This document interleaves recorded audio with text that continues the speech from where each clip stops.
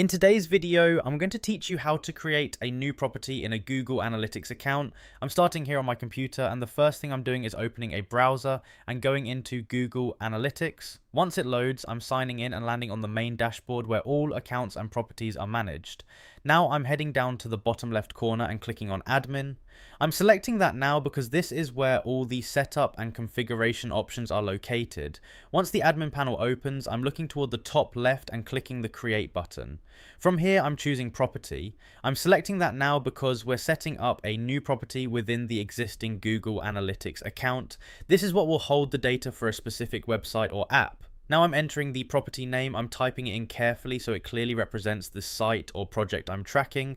Once that's done, I'm clicking next to move forward. At this point, I'm selecting the industry category and the business size. I'm choosing the options that best match the setup. Then I'm clicking next again to continue. Now I'm choosing my business objectives. I'm selecting the ones that align with what I want to track. And once I'm done, I'm clicking create to finish setting up the property.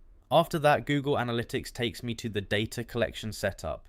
This is where I choose the platform I want to track. I can select web, Android app, or iOS app depending on what I need. For this example, I'm choosing web. I'm entering my website URL and giving the stream a name so I can identify it later.